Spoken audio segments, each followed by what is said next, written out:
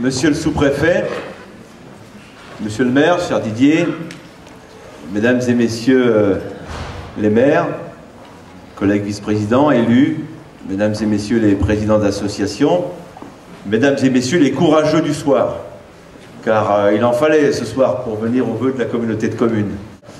Je ne vais pas revenir sur les différentes crises qui ont traversé le pays. Crise financière, on en avait parlé, mais ça a été là une crise économique profonde, avec des conséquences non négligeables pour le tissu social de notre territoire. C'est plus 25% de demandeurs d'emploi en fin 2009 par rapport à 2008. Il faut essayer d'imaginer ce que ça représente. Déjà dans une situation sociale un peu délicate, plus de 25% de demandeurs d'emploi, c'est dire que la situation s'est quand même considérablement dégradée, avec une prévision pour 2010 d'1 million de Français qui vont perdre leur droit à CEDIC dans l'année. Donc c'est dire que les conséquences sociales ne seront pas minces, parce que le travail reste encore le meilleur facteur d'intégration sociale. Et je crois que tous les combats que l'on doit mener ensemble, au-delà de nos divergences, de nos différences, doivent être un combat commun pour le développement de notre territoire et permettre à nos populations d'y travailler et d'y vivre correctement. Je crois que c'est un mot d'ordre essentiel face à la crise qui nous touche, et plus que jamais, notre communauté de communes de l'Envolon-Plouha, qui a une compétence majeure de développement économique, doit tout mettre en œuvre pour accompagner ces forces vives dans le progrès autour du travail. Alors c'est vrai que cette crise mondiale, européenne, s'est doublée en plus en France et en Bretagne particulièrement d'une crise agricole profonde. Conjoncturelle, elle, mais qui a eu de graves conséquences aussi sur notre communauté de communes. Le chiffre d'affaires de l'activité agricole sur notre communauté de communes, ça doit être autour de 350 millions d'euros. Évidemment, quand ce secteur économique est en crise, puisque le lait, vous avez vu, avec une chute brutale du prix du lait payé aux producteurs, mais la crise porcine et toute production confondue font que ce qui fait la base de notre développement économique dans ce territoire rural a subi une année 2009 très grave. Et j'ai une pensée, évidemment, pour ces producteurs, pour ces agriculteurs, et vous dire que, bien évidemment, qu'ils font partie de nos forces vives et que nous devons avoir une attention toute particulière autour de cette question. Chaffautaud et Maury, c'est Ploufragan, bien évidemment, puisque c'est la maison mère, mais c'est aussi Tressigno. Et aujourd'hui, le groupe Chaffautaud et Maury, qui a été un groupe international avec plus de 2500 salariés à Ploufragan, aujourd'hui, le seul site de Chaffautaud et Maury en Bretagne, c'est Tressigno. 40 emplois, 45 emplois, mon cher Pierre. Service après-vente pour toute l'Europe de l'Ouest. Et c'est vrai qu'à un moment donné, on a eu les plus grandes craintes de voir aussi ces 40 et 50 emplois disparaître de notre territoire. Bon, pour l'instant, ce n'est pas le cas.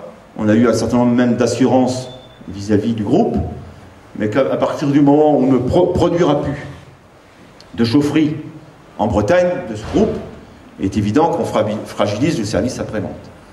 Donc voilà, vous dire que même sur la question industrielle, notre territoire rural est concerné, et fortement concerné.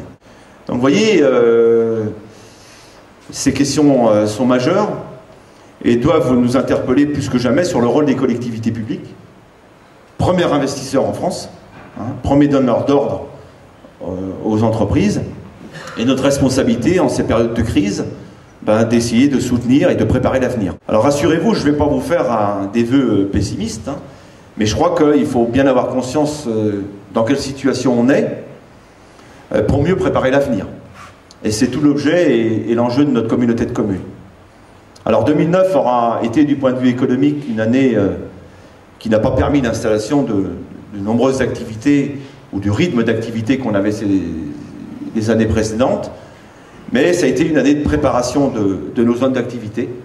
Et aujourd'hui, on dispose d'un stock de terrain acheté, compensé avec les agriculteurs, viabilisé, avec des tarifs intéressants, qui nous permettent d'accueillir demain, j'espère, de nouveaux projets.